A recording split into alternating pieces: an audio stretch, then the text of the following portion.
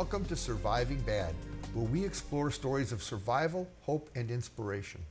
Our guest today, Christy, who's struggling with lupus, and Kelsey from the Lupus Foundation of America are here to share some stories and insights that can help us understand a most mysterious and potentially dangerous disease.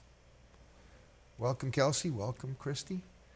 Let's jump in because I know you have a great story to tell. What does this experience of lupus mean to you? When I was first diagnosed, I felt like it was a death sentence. I had just given birth to my son, and that's what triggered my lupus flare. And prior to becoming pregnant and having my son, my mom and her older sister passed away from the disease when they were in their 20s. That had to be a scary moment.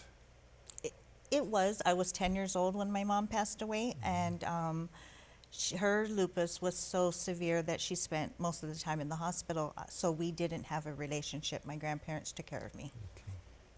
And your sister? Her sister. Her sister. Yes, my aunt. Okay. She passed away 11 months later after she had just found out that she, too, had lupus. So what were the first steps that you take when somebody gives you this feeling of a death sentence? Where do you go from there? I went to my hands and knees on the floor and I prayed. I asked for guidance. I was angry and I needed to remember that everyone's given something, a trial, and you just got to work through it. Now, obviously, things are working out pretty good for you. You look great. Did you look great and feel great when they told you this? No. Oh. There were some signs. Yes. I was bald. I had the malar rash on my face. I was constantly tired. I got depressed. I had to go see a psychiatrist because I could not get myself to get up and do anything when I was first diagnosed. We hear a lot of stories, which is one of the reasons that we did this show. A lot of people that aren't diagnosed or don't have the benefit of a diagnosis suffer from depression and often turn to self-medication and substance abuse. Yes. Now, how did the family take all of this? Well, my side of the family, because they've experienced this, it was, oh no, not another one. And then on my husband's side of the family, not too many of them understand what this disease actually is. And there's a lot of misconceptions that people have about lupus. What are some of them?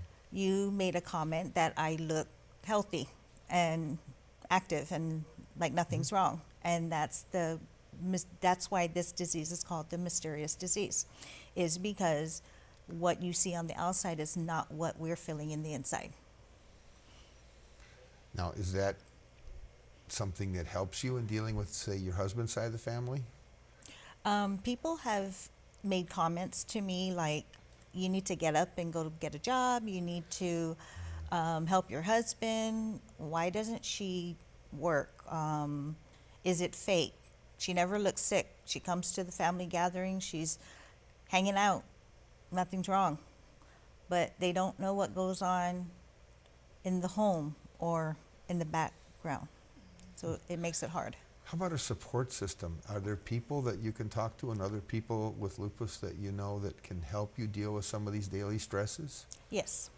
There's a Cedar Rapids support group, and we meet once a month, and we sit down, and all of us get to share what our life is like. And many of us in the support group, and many people that I know that have lupus, we don't look sick, but we know the struggle. And the one thing every lupus patient can say that we have in common is the amount of pain we suffer daily.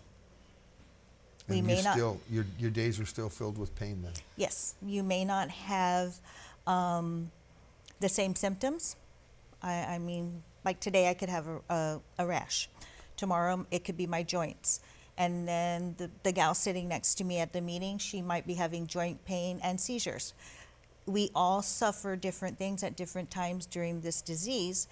We may use the same medications, but the one thing that in our support group and other support groups that I've listened to, the one thing it boils down to is the constant chronic pain. And that's a big conversation in the world today, especially with the number of people that self-medicate for pain. Yes. How effective well, actually, let's get back to the conversation after a short break and learn a little bit more about lupus from Kelsey and you, so that people that don't know much about this disease, like I did at one time, can have a better understanding of this.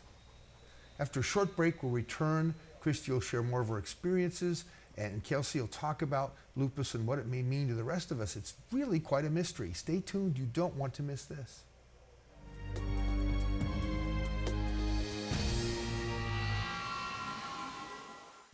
Many teenagers don't understand the dangers and effects of marijuana use. Now it's time for Just the Facts, ma'am.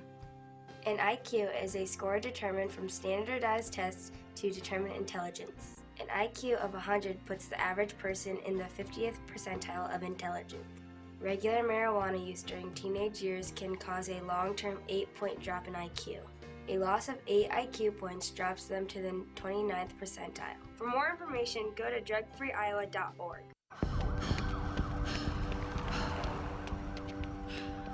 After Kylie used coke, she stopped caring about school, friends, or who she had to steal from to get more of it. The story of addiction is all too familiar, but you can change it. Sleeping in, Dad?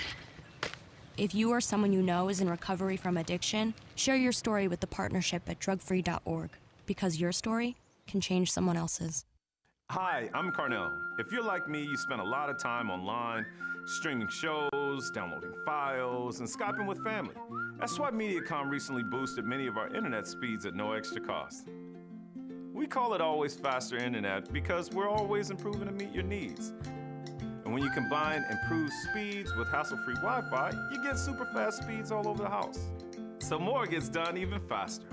The power to make a good thing even better, the power to simplify.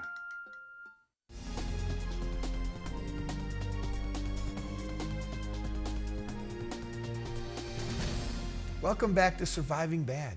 We're talking about lupus, a disease so hard to diagnose and symptoms so difficult to pin down that if not diagnosed can lead to depression, addiction, and worse. Christy, welcome back. And Kelsey, you're with the Lupus Foundation of America. Lupus doesn't seem like it's that many people, but from what we're hearing is that there's a large number of people with symptoms and with lupus that are not diagnosed, that might think they're just depressed or have arthritis or something else. What do the numbers tell us? So at the Lupus Foundation of America, at the Iowa chapter, we believe that about 20,000 people in Iowa, confirmed cases right now, have lupus. But Pete, the important thing to know about that number is that's a very, very conservative estimate. Because lupus is so misunderstood, as Christy mentioned earlier, because it is so hard to identify, there is probably several thousand more people out there living with lupus that either don't know they have it or have been misdiagnosed with something else, like chronic fatigue syndrome, like arthritis, like fibromyalgia. Those are some common illnesses that it gets mistaken with. So that's what we estimate in Iowa, about 20,000 cases, probably a lot more. At the national level, we think upwards of 5 million people in America live with lupus every day, but there's probably a lot more than that. And so it's really important to understand that the numbers don't always give the whole story when it comes to lupus.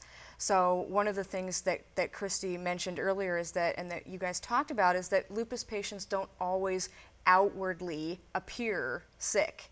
And so it's hard sometimes for a physician or a specialist or the public or an employer or your family to know that you have this illness. It's hard for the patients themselves sometimes to know that they have it's an the illness. autoimmune disease. That's right. Mm-hmm. Is it hereditary for the most part? Yes. Mm-hmm. Christy, It did can you? be. Yeah. Mm-hmm. But now, from what you're telling me, not many people would know from a family history it was hereditary because there hasn't been a great history of diagnosing it effectively. Mm-hmm. Yes. Yeah. So it's not unlikely that there may have been lupus in somebody's family history, but no doctor ever diagnosed it. Right, And it was just somebody right. with severe arthritis or pain or something, or fibromyalgia or something else. Yes. And so, you know, when you're living with a chronic disease, because there is no cure for lupus, when you're living with constant chronic pain, when you're living in an environment of misconception where people think that you don't appear sick, oftentimes lupus patients can get down on themselves, they can get depressed, they can get isolated. They're oftentimes on heavy medications, multiple medications that can interfere with their lifestyle and their ability to interact with others. Those are a challenge, Pete. There are different things that cause flares for people. So folks like Christy living with lupus, they could be triggered by or flared up by the foods they eat, the medications they take. Smoking cigarettes or drinking alcohol can cause flares. Drinking alcohol especially can bother the liver. Lupus can affect the internal organs. So these kinds of things can be very detrimental to patients with lupus. Christy, question for you. Yes. Are there special allowances you make in the home now, where you manage your environment in such a way that maybe minimizes some of the problems you have with lupus? Is there something you can do? Yes. In the home, my family and I have incorporated like a chore chart to help me, because like in the bathroom, I can no longer bend down and scrub a tub. That's just not possible for me. Sweeping, mopping, and vacuuming, it hurts my lower back. So my life has changed in that sense. What would take an average person to make a 30-minute meal takes me 2 hours, and that's from start to finish. I have to plan everything. I'm 41 years old, and I have a to-do list and another list to do the to-do list to keep me focused on what I'm supposed to do. I'm surprised you're 41. So you've had over 20 years now of living with lupus. Yes. You know, what I hear is that there's also a tremendous amount of love in your family, keeping us all together and working with it. Yes. Well, I thank you for sharing that and look forward to continuing this story after the break. We'll be back to ask Kelsey and Christy to tell us a little bit more about this mystery disease, lupus. Stay with us. You don't want to miss it.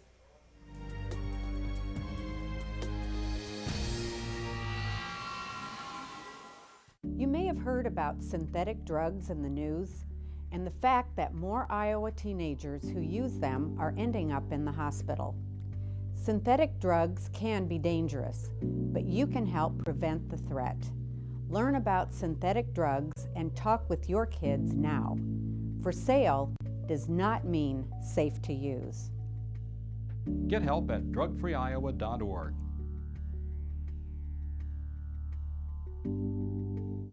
Thousands of businesses have switched to Mediacom Business for fast and reliable internet, unlimited nationwide calling, and popular TV channels with sports package upgrades. And now, with our new business mobile data, they stay connected on the go. Mediacom Business is the simple and easy way for businesses to get all their telecommunication services from one provider, all for just $99.95 a month. Get a free mobile hotspot device with all 4 services. Mediacom Business. How can we help you? So who's going to do what? I'll pack the dead batteries. Great. I'll only put what I don't need into a duffel bag. Perfect. That's totally unhelpful. No problem. Meanwhile, I will try to comfort everyone by speaking in a calm voice. And who is going to handle supplies? I can forget to do a list for us. Thanks, pal. We couldn't be any less prepared. I'm proud of you guys. Talk to your kids about who to call, where to meet, what to pack. Visit ready.gov/kids for tips and information.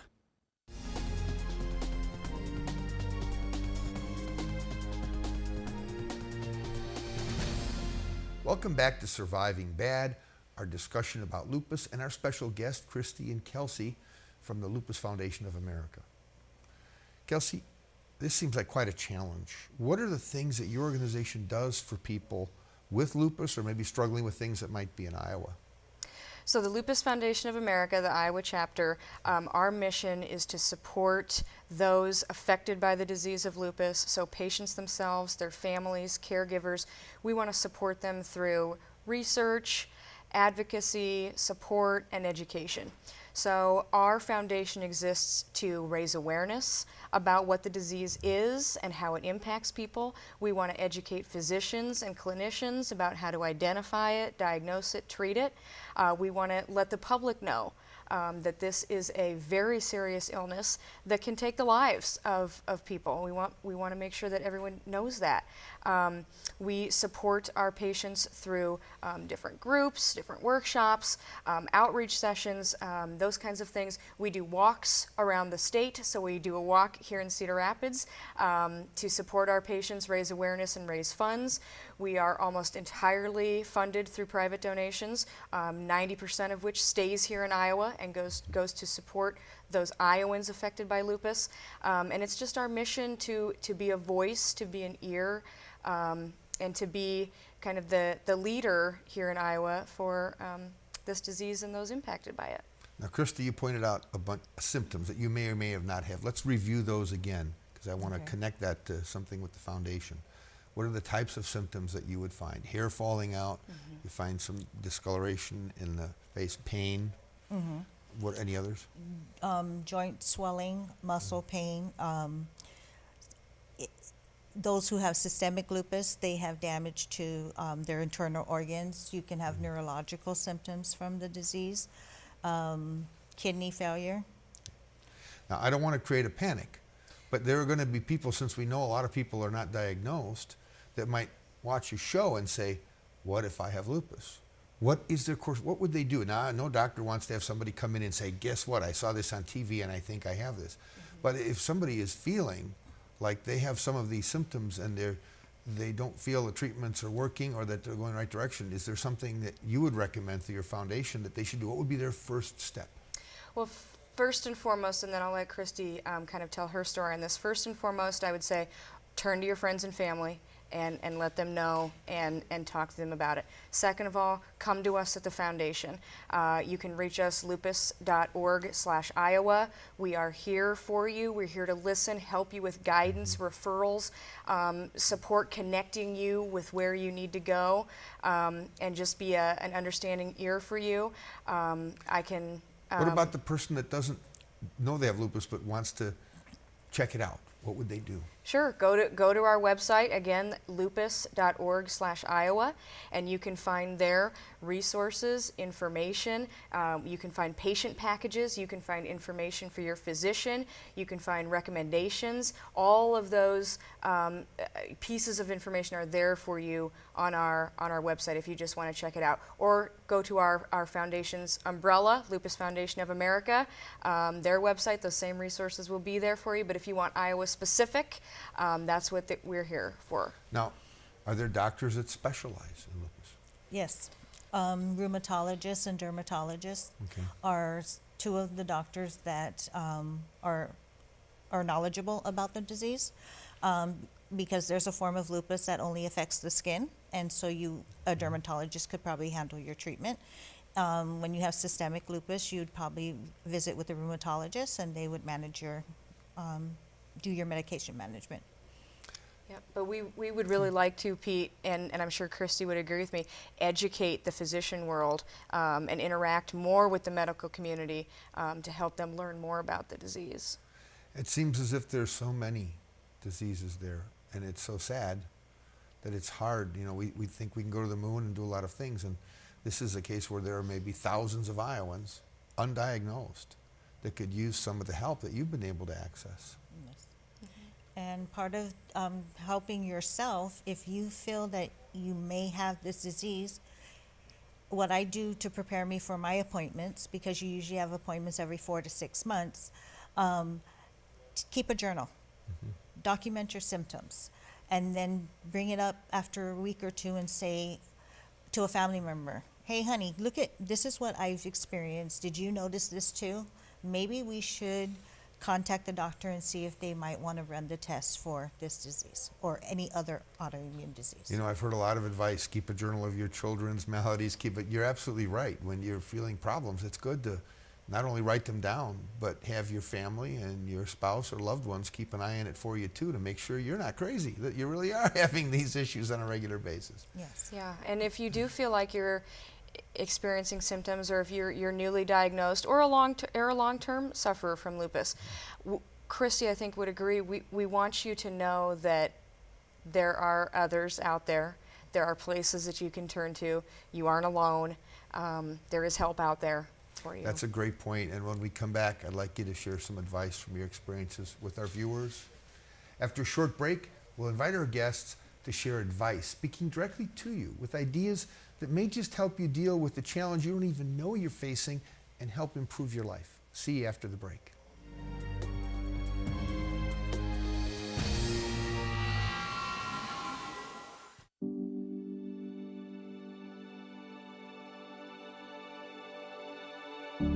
Children see magic in the world around them, and parents see the dangers. There is hope for the future if we face it together. Find out more about how you can protect your children from the risks of illegal drugs, prescription medications, and alcohol. Go to drugfreeiowa.org. I'm Quinn. At Mediacom, we believe customer service should be as simple as possible. So simple, in fact, you don't even have to dial a phone. All you need is our mobile care app, and you can request a call from a customer service agent, manage appointments, check for neighborhood outages, look up account info, and even reset equipment. And the best part, the mobile care app is absolutely free. The power to connect, right at your fingertips. The power to simplify. You wouldn't walk through the halls of your school naked.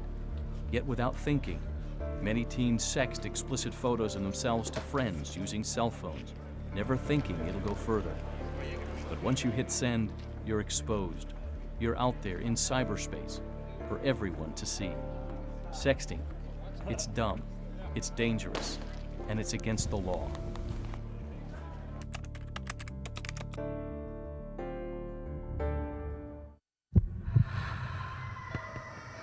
Watching your sister go through withdrawal is the last thing you expect to do. You hope she gets past it, but worry she'll relapse. The story of addiction is all too familiar, but you can change it. That's 2 out of 3. If you or someone you know is in recovery from addiction, share your story with the partnership at drugfree.org, because your story can change someone else's.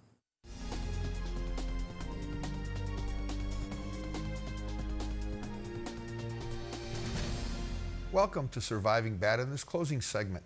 My favorite part of the show because it's a discussion about life. We invite our guests to share their concerns and advice that can help you have a better idea of things that can happen to you, like lupus. And actually, a lot of that advice is practical for any situation you're in, because all of these things, especially the mysterious disease of lupus, can create a lot of stress. So pay close attention. It can make a difference in your life and the lives of the people you love. Welcome back. There is no doubt that what you're telling us that you're going through is a very private world. You don't show it on the outside. And it's like what you said, it's hard to understand something, but your ability to cope and move forward is amazing. Thank you. What would you like to share for people from your heart that would help them in any situation, but maybe in a situation where lupus might be a challenge? My first advice to anyone with a chronic illness is for their families, friends, please don't ever say to them, but you don't look sick. Because I don't walk in your shoes, you don't walk in mine. And it's a journey all in itself for that individual person. The second thing I would tell someone battling lupus or any other chronic illness, you have to get up every day and fight. Because without that fight, you're not going to survive. You got to tell yourself, God gave me this for a reason. He felt I was a warrior, and I'm going to fight. Those are powerful words. And somebody somewhere else may have it harder than me. And that's why every day when I wake up in the morning, I have to tell myself, I have a family, I have kids that still need me, I need to get up, whether I want to or not. Have you met other people with lupus in your outreach that have given you inspiration? Yes. You want to share some of those stories with us? Sure. In the CRAS support group, there's a gal who is having a difficult time. It's affecting her kidneys, and that's what I mean. Somebody somewhere has it harder than I. I don't know what I would do if it affected my kidneys. I would be terrified. And she is a fighter, and she gets up every day, and she's motivating me. Christy, let's go walking. Christy, to keep me active and to keep me from holding in my stress. And she's wonderful. So it seems, Kelsey, like outreach is really important for people to have at least a glimpse of something that might be worthy of their attention if they're suffering some of these symptoms. Oh, absolutely. Outreach is huge. Staying connected is huge. Making sure that you are continuing to stay engaged in your life as much as possible. When you can, when you are feeling good, make sure that you stay connected. That's a huge piece of it. Like Christy said, we offer support groups through the foundation just for that very reason. We offer different, because support groups aren't for everyone, and we understand that, but we offer different methods and different ways for folks to connect. We have a private, closed Facebook page through our membership that allows people suffering from lupus to have private conversations with one another about what they're going through, if that is more to their liking than going to a support group. So we offer different things, but staying connected and doing that outreach, yes, is so crucial. And I would also advise, to ask questions. If you feel like because people have an intuition, and if you feel like I just know something else is going on with me. The doctor told me one thing, but I just know it's something else. Continue to ask the questions and raise the issue and press your case. Be your own advocate. Turn to us at the foundation. We're here to help you with that. I think Christy would agree that that's an important part of it because it is so misunderstood. Christy? Yes. I know that the Lupus Foundation's board is made up of people that are living with lupus. So we have an organization that has in its makeup the heart and soul of a survivor. Yes. Are you finding great hope and inspiration in the people you're working with there? Yes. Yes, I am. And you have a great outcome in life. You have a great look at the future. I do. And you're happy. Yes. God bless you. Thank you for being here. Thank you. Thanks for joining us today on Surviving Bad. Keep your eye on Mediacom for our next episode where we explore Iowan stories of survival, hope, and inspiration. Only on Mediacom, MC22, your local programming leader.